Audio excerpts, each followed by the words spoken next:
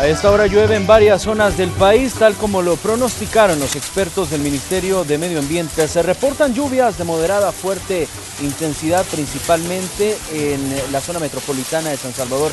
Estas han sido provocadas por una vaguada que se ubica al norte de Centroamérica y que se acerca a las costas de El Salvador, permitiendo pues que se desplace abundantemente. Las imágenes que usted está viendo son de granizos, Jennifer. Claro que sí, granizos han caído hace algunos minutos y esta zona que usted ve es el Boulevard Constitución, donde prácticamente está inundada esa zona. Tenga mucha precaución si va a circular por ahí.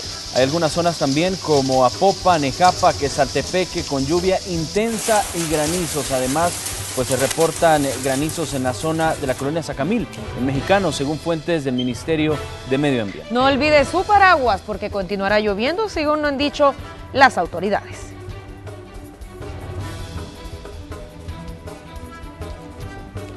Así comenzamos con esta información. Les saluda Armando Godoy, qué placer que esté con nosotros. Buenas tardes, soy Jennifer Valle. A continuación, nuestros titulares.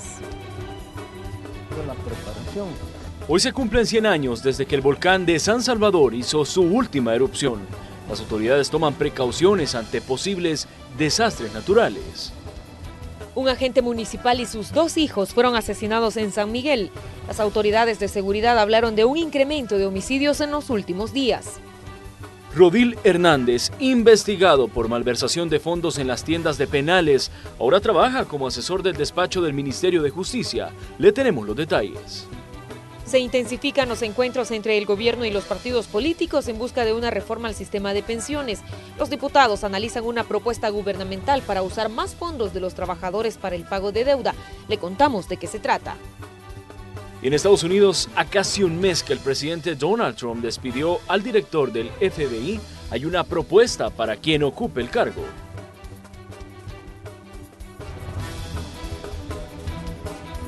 Nuestros equipos ya están listos para llevarnos un completo reporte de sus coberturas. Por supuesto, queremos darle la bienvenida a Celia Mendoza de La Voz de América, que nos estará ampliando sobre este nombramiento que ha hecho, mejor dicho, la propuesta que ha hecho el presidente Donald Trump para el jefe del FBI. También saludamos a Raúl Hernández. Él ha dado cobertura a declaraciones del gobierno sobre tema de pensiones. Más adelante nos estaremos enlazando. Marcela Rivera, desde la sala de redacción, nos cuenta sobre los 10 años luego de la erupción del volcán de San Salvador. También Kelly Ábrego más adelante nos estará comentando sobre las coberturas que ha realizado este día. Iniciamos. Comenzamos y es que, como le decíamos, vámonos con Raúl Hernández. Nos tiene importante información. Hay una iniciativa del gobierno para reformar la ley del Fideicomiso de Obligaciones Previsionales, mejor conocida como FOP. Adelante, Raúl.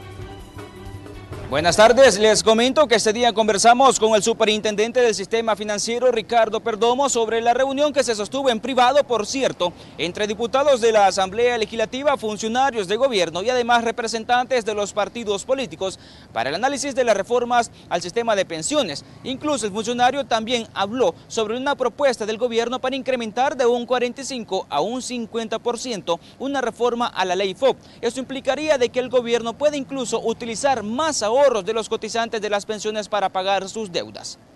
Es subir el techo del 45 al 50, que es una propuesta que ha presentado Hacienda, que creo yo que es importante que se conozca y se apruebe en la Asamblea Legislativa para efecto de poder cubrir las necesidades para pagar las pensiones del sistema público en el camino que se vaya aprobando una reforma de pensiones, porque hay alguna...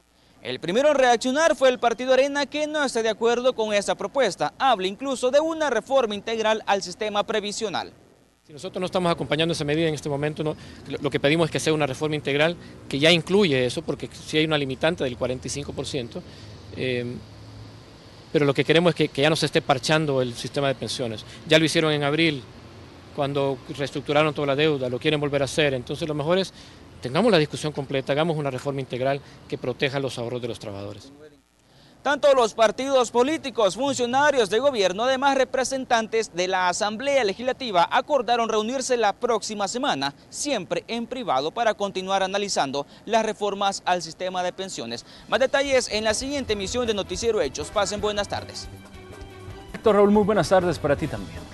Y las propuestas para hacer una reforma de pensiones ya están sobre la mesa, dijo esta mañana el secretario técnico de la presidencia, Roberto Lorenzana. Los diputados deben tomar una decisión en torno al tema, del cual ya se tienen las bases necesarias para hacer una mejora al sistema de pensiones. El liderazgo en ese tema lo lleva la Asamblea, la Comisión de Hacienda, y esperamos nosotros que de las que está presentado del sector público, del sector privado, Asafondos en particular, que presentó una iniciativa, los trabajadores y otros partidos políticos, ya con eso tienen insumos suficientes para poder tomar decisiones. Nosotros lo que hemos ofrecido es el apoyo técnico de la Superintendencia del Sistema Financiero. Bueno, y el gobierno necesita 282 millones de dólares para el pago de la deuda de pensiones de este año. De estos fondos, 227 millones serán destinados para el pago de deuda que genera el actual sistema de pensiones, 52 millones para el pago de pensiones del ITFA y el resto de este dinero, de este fondo, será para el pago del FODES a las alcaldías. Según dijo el ministro de Hacienda, gracias a la recaudación tributaria de esta cartera de Estado, el gobierno podrá cumplir el próximo mes de julio con el pago de las pensiones y no caer nuevamente en una situación de impago.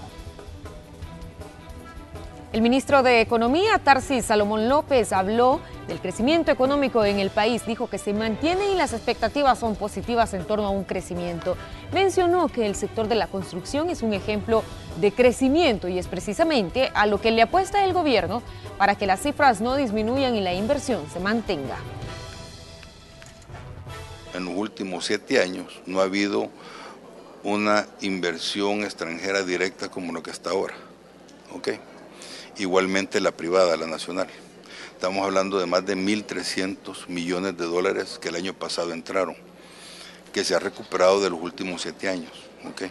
El sector construcción, cuando entró esta administración estaba en -9, en negativo. El año pasado cerró en 2.3, 2.4.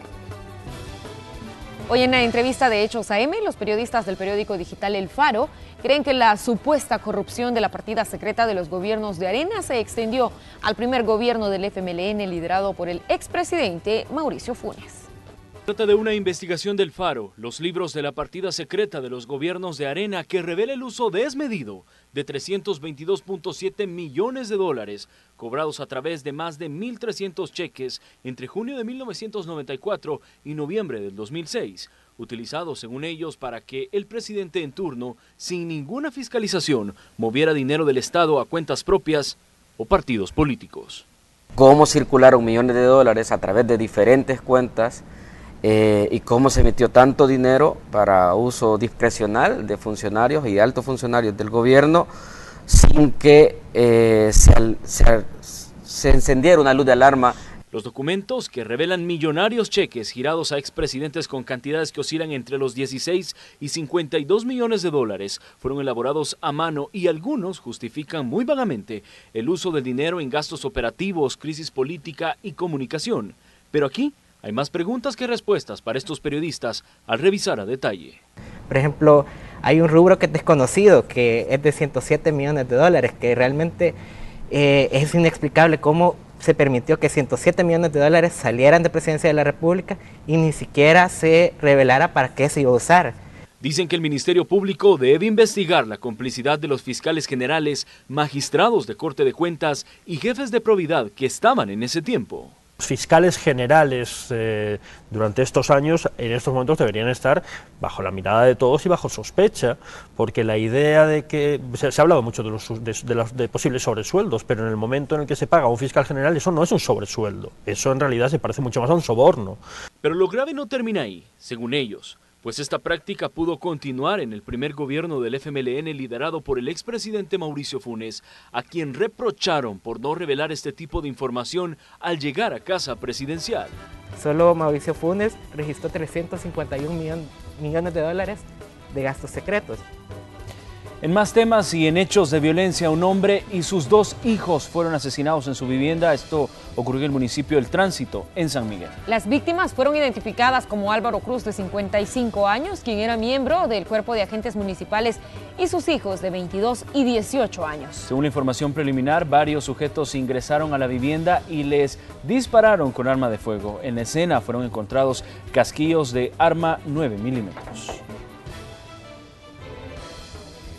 La Fiscalía General de la República reportó más hechos violentos y en su cuenta de Twitter dio a conocer la información. En efecto, por ejemplo, en Soyapango reportan un feminicidio sobre la calle Antigua a Soyapango, a la altura de Exrastro en Ilopango.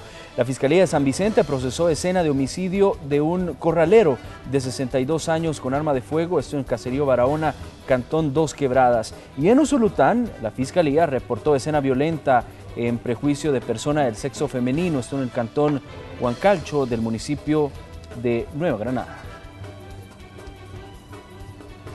El ministro de Relaciones Exteriores nuevamente confirmó que se está trabajando no solo con el gobierno de Estados Unidos, sino también con autoridades locales, gremiales e iglesias en torno al estatus de protección temporal TPS. Sostiene que aún no existe una decisión definitiva y llama a la población a no especular sobre el tema, el cual ya está programado abordar en la reunión que sostendrá el presidente de la República, Salvador Sánchez Serén, con autoridades de Estados Unidos y también representantes del Triángulo Norte el próximo 15 y 16 de junio en Washington, Estados Unidos.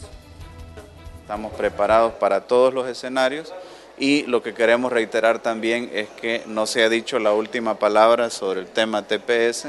Seguramente se dirá hasta en enero del próximo año, que corresponde convocar a una nueva prórroga o a una medida alternativa, y estaremos nosotros durante todos estos meses muy enfocados en ese trabajo. Vamos a cambiar de detalles de información. Hoy se registró un nuevo accidente de tránsito. Edwin Martínez y Alejandra Flores resultaron lesionados en un percance vial. Esto registrado en el kilómetro 24 de la autopista a Comalapa. Las víctimas se conducían en una motocicleta cuando un vehículo tipo sedán los sacó de la vía, según las autoridades policiales. Accidentes de tránsito acá en esta zona. Fíjate que aquí a diario ocurren, ya de que los conductores, algunos no tienen, o sea, más que todo experiencia, el otro es por lugar de que no lo transitan muy seguido, no muy frecuente, y así como ocurren los accidentes. Hoy se cumple 100 años tras la erupción del volcán de San Salvador, que dejó, más de 1000 personas fallecidas. Los detalles al regresar de la pausa. Gracias por continuar con nosotros. Ya se lo mencionábamos, 100 años han transcurrido desde la erupción del volcán de San Salvador, que dejó decenas de personas fallecidas y damnificadas. Para evitar otro impacto similar en la población, autoridades continúan implementando medidas de prevención. La periodista Marcela Rivera se encuentra en la sala de redacción y nos amplía toda la información. Bienvenida, Marcela. Buenas tardes, compañeros, y bueno, antes que ocurriera esa erupción se registraron 2 terremotos, uno de ellos de 6.5 y el otro de 6.4. De acuerdo con las estadísticas, ese 7 de junio de 1917, aproximadamente 1050 personas fallecieron y de las 9000 casas ubicadas en San Salvador, solamente 200 quedaron intactas. Veamos el siguiente informe. Fueron aproximadamente 3 kilómetros que recorrió la lava, luego que el volcán de San Salvador hiciera erupción el 7 de junio de 1917. Los daños fueron cuantiosos. Las zonas más afectadas fueron Apopa, Mexicanos, Nejapa, Quesaltepeque, Opico, Santa Tecla y San Salvador. El riesgo para estas zonas no ha cambiado en 100 años. Pero por lo menos los 9 volcanes, es decir, cada uno de los volcanes que está a la par de la gran ciudad está activo. Izalco, Santana, San Salvador, San Vicente, San Miguel, Conchagua. Esa es nuestra realidad. Cuando digo activos no es que están en erupción, pero sí están en constante movimiento. En Guatemala y en El Salvador se comenzaron a implementar medidas de prevención.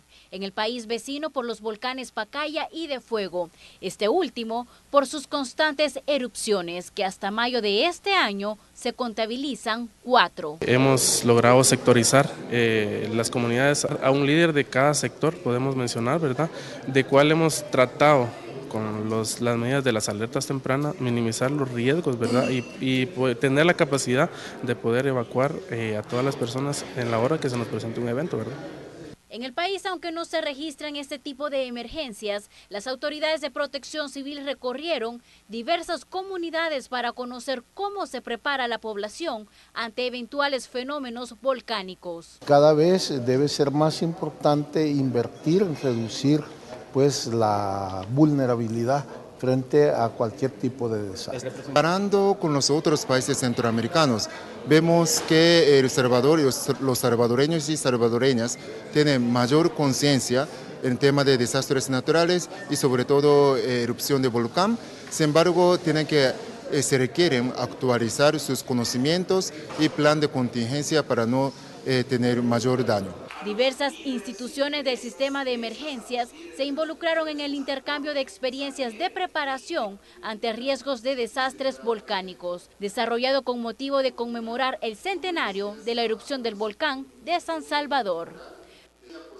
También comentarles que la expulsión de lava que comenzó en junio se prolongó hasta el mes de noviembre. Con esta información retorno a los estudios.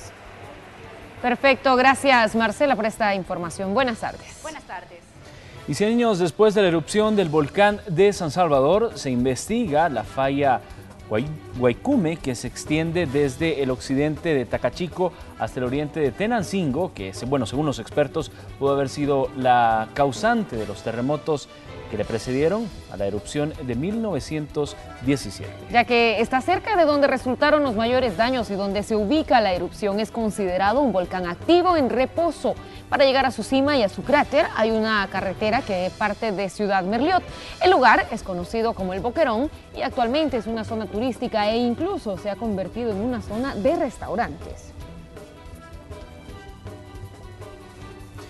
Y vía Live View nos enlazamos con la periodista Kelly Ábrego. Nos tiene más información sobre el comportamiento del volcán de San Salvador tras un siglo de erupción. Kelly, buenas tardes, adelante. Buenas tardes, compañeros, así es, precisamente de ello vamos a hablar. Para eso me encuentro con Eduardo Gutiérrez, vulcanólogo del Ministerio de Medio Ambiente y Recursos Naturales, quien nos va a comentar cuál es el riesgo que tenemos actualmente luego de esos 100 años de erupción del volcán de San Salvador. Buenas tardes, Eduardo, coméntenos. Muy buenas tardes, gracias por la oportunidad. Este día, miércoles, es muy interesante. Estamos conmemorando los 100 años de la última erupción del volcán de San Salvador. Ahí tuvimos una serie de eventos sísmicos, tuvimos una erupción con un flujo de lava, tuvimos un laguito en lo que es el Boquerón que se secó y posteriormente nace el Boqueroncito. No fue una erupción que ha durado un día o pocas horas como las que hemos visto en este siglo en el volcán de San Miguel y el volcán de Santana respectivamente, sino que esta tuvo una duración hasta noviembre del mismo año. Entonces realmente tenemos un volcán activo, un volcán que está cerca de nuestra ciudad capital. Está cerca del área metropolitana de San Salvador. Pensemos una cosa, hace 100 años, ¿cuánto ha crecido la población? Ya no podemos decir que vivimos en la falda del volcán, vivimos en el volcán. Precisamente de eso le iba a preguntar, porque se ha convertido los alrededores en zona turística, zonas residenciales. ¿Cuáles son los riesgos a los que nos enfrentamos en una posible erupción? Mire, la posible erupción, como repito, es un volcán activo. Tiene la capacidad para volver a hacer erupción. ¿Cuándo la va a hacer? Todavía no lo sabemos, pero el volcán nos va a dar ciertos indicadores que nosotros tenemos que estar pendientes de estos indicadores. ¿Cuáles son estos indicadores? Vamos a tener más sismicidad. Por eso es que también mucha gente se preocupó en el enjambre, en la serie sísmica que tuvimos para la vacación. Salimos a ver el volcán y vimos que se mantenía tranquilo. Vamos a tener cambios también en su volumen, vamos a tener cambios en la química de las aguas. Vamos a empezar a ver fumarolas donde no se miran. Entonces todos estos indicadores nos están diciendo que un proceso magmático que viene del interior de la Tierra comienza a ser un proceso natural que es su ascenso para finalizar en una erupción. Nosotros, para ver estas señales, tenemos que conocer el volcán. Entonces, por eso es que le dedicamos mucho tiempo y mucho monitoreo, no nada más en el Ministerio del Medio Ambiente, este es un trabajo de muchos. Tenemos a nuestros colegas de la Universidad Nacional también que estudian el volcán y estamos trabajando de cerca con todo un sistema de protección civil. ¿Por qué? Porque nosotros necesitamos informarle a la población y decirles cuándo estos cambios se van dando. Pero si la población no está preparada o no nos va a entender, no estamos diciendo nada. Fíjese nada más que actualmente tenemos un proyecto que se llama Riesgo Sísmico, Volcánico e Hidrogeológico en América Central. Y es un gran proyecto que estamos haciendo junto a la Universidad de Palermo de Italia. Aquí tenemos ahorita en este congreso muchos representantes de Italia y esa es una ayuda. Lo que queremos hacer es trabajar en conjunto muchas instituciones, llevar el conocimiento que nosotros tenemos, los mapas de amenaza que se han generado para ver los posibles lugares que podrían ser impactados en San Salvador y llevarlos a Protección Civil y de Protección Civil terminar con el primer simulacro por una erupción volcánica en San Salvador. Eduardo, una última pregunta. Por el momento podemos descartar entonces cualquier indicio de que se aproxime una erupción, al menos por el momento. Exactamente. Recordemos que estos procesos geológicos o procesos son dinámicos. Nosotros ahorita no hemos visto ninguna anomalía actualmente, ninguna anomalía que nos permita estar viendo algún indicador que el volcán nos esté encendiendo esas pequeñas luces. Pero necesitamos estar, como repito, pendientes de este monitoreo que lo hacemos sistemáticamente, nuestras estaciones sísmicas en un monitoreo a tiempo real. Tenemos guardarrecursos también que andan en la zona vigilando y ellos hablan con las personas que ellos sienten, huelen, etcétera. Entonces ellos nos informan.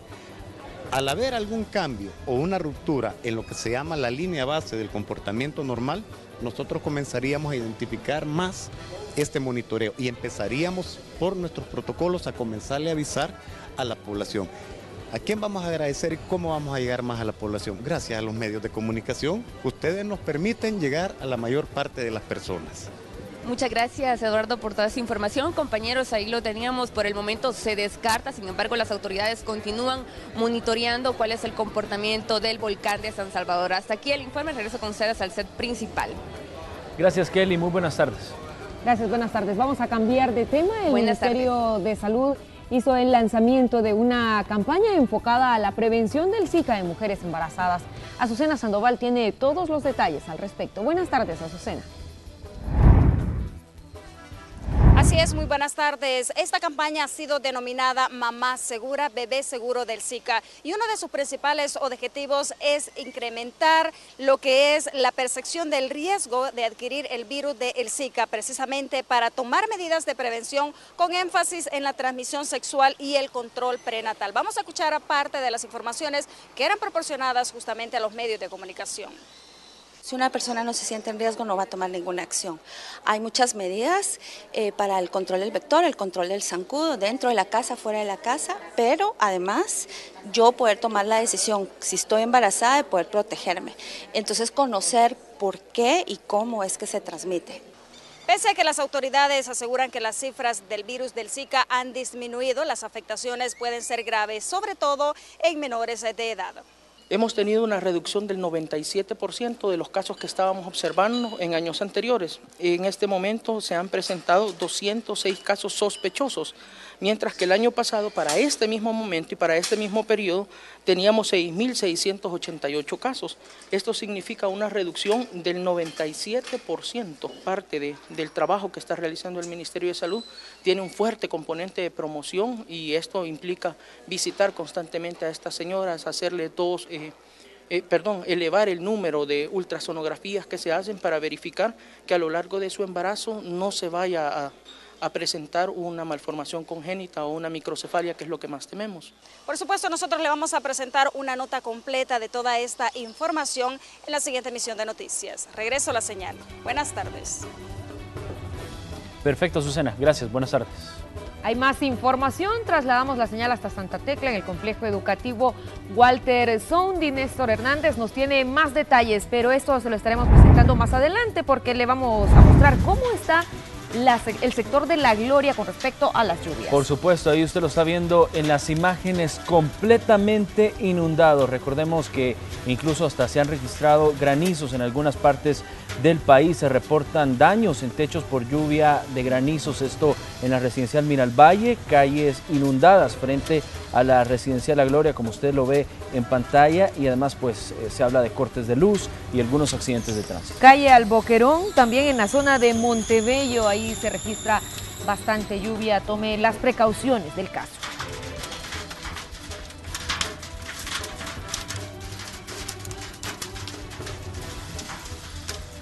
Ahora sí, como ya se lo mencionábamos, trasladamos nuestra señal hasta Santa Tecla con nuestro compañero Néstor Hernández. Adelante, Néstor. Néstor, bienvenidos. Entiendo que nos tienes detalles sobre las obras de remodelación en algunos centros escolares. Adelante. Buenas tardes, Jennifer Armando. Se trata de los centros escolares integrales que está construyendo el Ministerio de Educación. En este caso estamos acá en el complejo educativo Walter Sondy en La Libertad, lugar donde han venido a verificar también el vicepresidente de la República, así como el viceministro de Educación, Francisco Castaneda, para conocer cómo va el avance. Vean ustedes, están a medio camino todavía en la construcción, donde se espera tener salas para maestros, duchas, también centros de cómputo y también aulas para atención a personas con discapacidad. En total serán 16 a nivel nacional. Vamos a escuchar a continuación qué dijeron las autoridades al respecto. Esto se agrega a toda la inversión a nivel nacional que detalló el viceministro. A final de este año vamos a estar aquí haciendo una inauguración de este centro, de este complejo educativo Walter Sondy modelo, la escuela del futuro. Y me alegra que sea para impactar a más de 1.300 familias. Y esto muestra a dónde están invertidos verdaderamente los fondos que este gobierno ha estado requiriendo para inversión pública, que es inversión para el futuro. No es una inversión que se fuma en gasto corriente, como suelen decir, sino que es una inversión estratégica, porque estas obras van a tener una vida de 30, 40, 50 años. Y bueno, en total serán 38 millones de dólares los que está invirtiendo, en este caso el Ministerio de Educación, en estos 16 lugares que van a estar siendo construidos a lo largo de este año. Al menos este complejo educativo Walter Sondy estará entregándose a finales del año, en el mes de diciembre. En este caso, eso sí, los estudiantes no han perdido clases, se han acomodado según las autoridades para poder recibir de manera normal sus clases y así poder tener incluso en el año 2017 una mejor educación con estas aulas renovadas, con este centro escolar ya integral. Esta es la información que les tenemos, compañeros. De momento regreso con ustedes hasta el estudio. Buenas tardes. Gracias, buenas tardes. Bueno, hoy el tema central de Noticiero Hechos AM fue las carreras universitarias con mayor demanda en el país. Y las que registran menos matrícula de estudiantes. Veamos. De 84 carreras universitarias que se encuentran activas en el país, hay 3 que registran una mayor demanda, según datos del Ministerio de Educación. La licenciatura en Administración de Empresas cuenta con un total de 15.252 estudiantes. La licenciatura en Ciencias Jurídicas es elegida por 12.616 alumnos. Y la licenciatura en Mercadeo cuenta con una población estudiantil de 10.613. Licenciatura en Contaduría Pública, los doctorados en Medicina y las carreras de Enfermería que en los últimos años han ido incrementando. Otra de las carreras que según el Ministerio de Educación ha registrado un incremento en el número de estudiantes es la licenciatura en Comunicaciones, carrera que se encuentra activa en casi todas las universidades del país. Hasta tu familia te dice, ¿verdad? ¿Por qué vas a estudiar comunicaciones? Por lo mismo que hay muchos comunicadores, pero yo dije, o sea, realmente sí se puede, porque así pueden haber muchos doctores, muchos maestros, muchos ingenieros, pero tenés que hacer esa diferencia. Actualmente, para el dato que tenemos, es de 4.416 estudiantes. Si lo comparamos, ¿verdad?, con los años anteriores, se puede dar cuenta uno que efectivamente el número de estudiantes ha ido en aumento. La población estudiantil en nivel universitario es de 153.678. Sin embargo, anualmente se gradúan 23.000 estudiantes, según el Ministerio de Educación, y es esa cantidad de personas la que busca insertarse en el sistema laboral. Hay instituciones con estudios superiores que han optado por incursionar en otros ámbitos, como la aeronáutica y la mecatrónica. Tenemos alrededor de unos 7-8 años de estar con la carrera de mecatrónica. Ya hemos tenido varias promociones de mecatrónicos en el país y es una carrera que realmente está teniendo muchísimas oportunidades para ellos. De igual manera, la cantidad de estudiantes que optan por estas carreras va en aumento. Ahí, dale. Por ejemplo, Hugo inició estudiando licenciatura en sistemas informáticos, pero en la actualidad está a punto de finalizar un técnico en aeronáutica, que según él le ofrece más oportunidades laborales. También podría capacitarme por medio del Instituto Centroamericano de Capacitación Aeronáutica, es parte de COSESNA, como controlador de tráfico aéreo. Para Hugo, la única dificultad que tiene al estudiar aeronáutica es el costo económico, ya que la mensualidad tiene un valor aproximado de $130, a diferencia de una carrera tradicional en la que se paga entre $60 y $70 mensuales. Bueno, y es importante también mencionar que de las 84 carreras activas en el sistema de educación superior, hay carreras que no son demandadas por la comunidad educativa. Por ejemplo, la licenciatura en Ciencias Políticas en el 2015 tuvo solamente 15 personas matriculadas. La ingeniería en ordenamiento territorial tuvo una matriculada desde 13 estudiantes y la licenciatura en órtesis y prótesis fue elegida por 3 personas. Bueno, cabe mencionar que estas carreras no son impartidas en todas las universidades del país. Y según datos del Ministerio de Educación, en los últimos 5 años se ha registrado un aumento en el número de graduados en educación superior. Para el 2011 se graduaron 20.284 estudiantes. Y en 2015 la cifra llegó a 22.294 graduados, lo que significa un incremento de 2.710 nuevos profesionales graduados durante ese periodo. Y un factor importante a tomar en cuenta en este tema es el costo económico que tienen los estudios superiores. Bueno, según el Ministerio de Educación, el costo promedio anual que tiene un estudiante universitario es de $800. Este monto se toma en cuenta únicamente el valor de la matrícula, la mensualidad y por supuesto los derechos a exámenes. Esto sin contar los costos de alimentación, transporte y bueno, algunos materiales didácticos extra como fotocopias o libros. En más temas, una nueva estrategia para la prevención de violencia y fortalecimiento de capacidades laborales en niños y adolescentes es el programa Superpilas de la ONG World Vision, que atenderá a 1.200 jóvenes salvadoreños y 1.200 más de Honduras en los próximos 3 años. Hemos encontrado que a raíz de esta situación de violencia que los jóvenes viven y experimentan en estas comunidades, están abandonando las escuelas, están abandonando sus estudios. La sociedad los ha estigmatizado por las áreas donde viven y esto no les permite encontrar y accesar a empleos dignos. Realmente para hacer el primer módulo creo que hemos tenido bastante apoyo porque hemos descubierto algunas cosas que uno realmente cree que no es capaz de lograrlo. Entonces, para hacer el primer módulo sí hemos aprendido bastante y lo vemos demasiado bien y faltan 3 y me imagino que va a estar súper bonito. En más iniciativas, el presidente de la Fundación Calleja, Carlos Calleja, participó de un conversatorio con jóvenes a través del programa Construyendo el Sueño Salvadoreño. En la actividad se habló sobre el futuro del país, proyectos de emprendedurismo y situación de seguridad.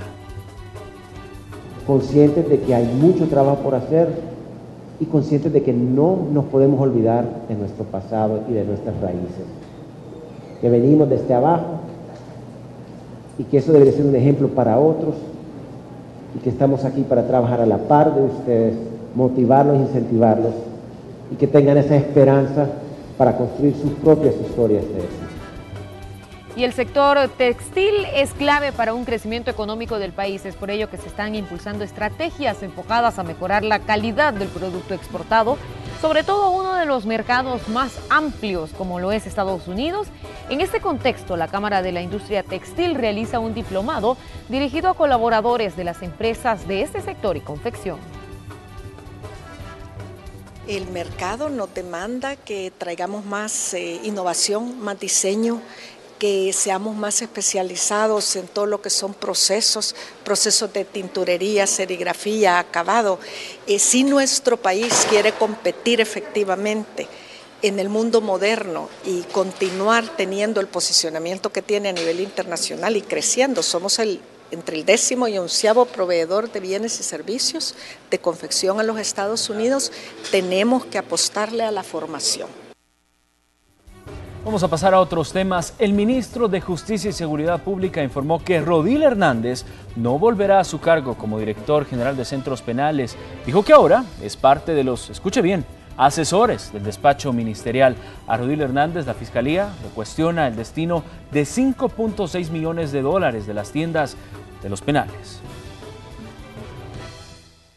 La Dirección General de Centros Penales, de forma interina, está bajo la responsabilidad del subdirector de la misma. y el licenciado Rodil Hernández ha asumido otras funciones acá en el Ministerio de Justicia y Seguridad Pública. Él va a desarrollar funciones de asesor del despacho ministerial en el área penitenciaria. Vamos a trabajar con él proyectos importantes en esa materia y en otras del quehacer del ministerio, esperando pues que la investigación continúe. En otros temas, el Ministerio de Seguridad y la Oficina Regional de las Naciones Unidas contra la Droga, con el apoyo de la Embajada de los Estados Unidos, firmaron un proyecto de prevención y lucha contra el tráfico ilícito de migrantes y trata de personas en El Salvador. En el último año se reportan 313 casos de tráfico de personas, 168 detenidos y 10 casos de trata. La mayoría de los casos, un 73% de los casos en El Salvador son trata con fines de explotación sexual. Pero tenemos otros casos, y ustedes seguro que habrán oído hablar de la trata con fines de tráfico ilícito de órganos. Y eso son modalidades de trata que también se vinculan con las redes del tráfico ilícito y son muy sofisticadas, con lo cual necesitamos unidades bien fortalecidas, bien capacitadas, que además coordinen. Y ahí vamos al tercer pilar del proyecto, que es cooperación regional. El señor ministro se ha enfocado en el Triángulo Norte y es muy importante, ese va a ser un enfoque fundamental del proyecto. Bueno, a esta hora de la tarde revisemos cómo está el mapa de El Salvador en cuanto a lluvias. Usted lo verá en pantalla a continuación. Esto pues, para actualizar. Recordemos que se registraron granizos en algunas partes del territorio y algunos accidentes de tránsito, inundaciones en general. Claro que sí, las redes sociales reportan diferentes fotografías de los granizos que han caído en la zona del Boulevard Constitución, en la zona de La Gloria, y vemos núcleos de lluvia concentradas. Por supuesto, en la zona del área metropolitana de San Salvador, Santa Ana, Sonsonate, parte incluso también de la zona de Usulután se ve lluvia, pero el cúmulo principal está en la zona del Gran San Salvador. Tome las precauciones del caso. Ahora vamos a conocer cómo estarán las condiciones del clima para las próximas horas y por eso nos enlazamos hasta el este. Con Saúl de la O. Saúl, bienvenido. Muy buenas tardes. El pronóstico del tiempo para este día miércoles es el siguiente. Hoy estamos observando el desplazamiento de una vaguada prefrontal que se extiende desde el Golfo de México hasta el Golfo de Honduras y está acumulando humedad en sectores volcánicos y montañosos. Esta tarde en la zona centro y occidente del país, donde han habido precipitaciones de ligeras a moderadas y en algunos sectores fuertes. Incluso en la parte norte de San Salvador han experimentado la caída de granizo, ya que la temperatura en los niveles medios de la troposfera están con valores de menos 5 grados bajo cero y esto contribuye a la formación de granizo en esos sectores. Esta condición se mantiene hoy en la tarde, sobre todo en la zona centro y occidente del país, en la medida que este campo nuboso se desplace hacia el Pacífico. Pero por la noche esperamos mayor acumulación de humedad en la cadena volcánica y zonas montañosas. Este es el pronóstico del tiempo para este día miércoles. Gracias por este informe. Buenas tardes. En más hechos, se desarrolló el tercer encuentro de comités de desarrollo turístico del 2017. El periodista Antonio Valladares nos comenta de qué se trata. Adelante. Hola, Antonio. Con Red, controla tu equipo de ventas, controla tus cuadrillas de trabajo, controla tu equipo de mensajería. Red, moviendo negocios, presenta. Así, muy buenas tardes, y nos encontramos precisamente en las instalaciones del Teatro Alejandro Coto, donde este día se instaló el tercer encuentro de comités de desarrollos turísticos. Hasta este lugar llegó el ministro de Turismo, precisamente Napoleón Duarte, y nos platicó sobre los beneficios y los resultados que se han obtenido al estar desarrollando este tipo de encuentros. Escuchemos. El promedio de crecimiento está arriba del 5%. Hemos superado los 2 millones de turistas y visitantes excursionistas y además en este año que estamos cerrando, el tercer año de gobierno, la participación del turismo, el ingreso turismo, el gasto turismo a través del Producto Interno Bruto lo hemos superado en un 5%. Es decir, a mí me parece que los resultados están a la vista. El pueblo salvadoreño hoy es parte de este concepto tan novedoso como es el turismo sostenible. Para lo que resta de 2017 se realizarán los proyectos que se tienen pensado implementar y además se promoverá entre los salvadoreños el turismo interno. Pero platicamos también con algunos de los alcaldes quienes ya están participando dentro de estos eventos. Escuchemos a continuación cuál es su apreciación en torno a los beneficios que han obtenido. Para tener muchos turistas en el territorio, debemos de trabajar planes de prevención de violencia para ser municipios seguros. Los últimos años han permitido de alguna manera que Arcatao se posicione también como un destino turístico a nivel nacional e internacional. Por otro lado, también eso genera de hecho o mejora la economía. Hemos empezado a reactivar el mercado, que es algo que ha estado apagado durante años. Son en total 270 comités turísticos municipales en los diferentes puntos de El Salvador y según el ministro Napoleón Duarte se seguirá trabajando para apoyar a la micro, pequeña y mediana empresa.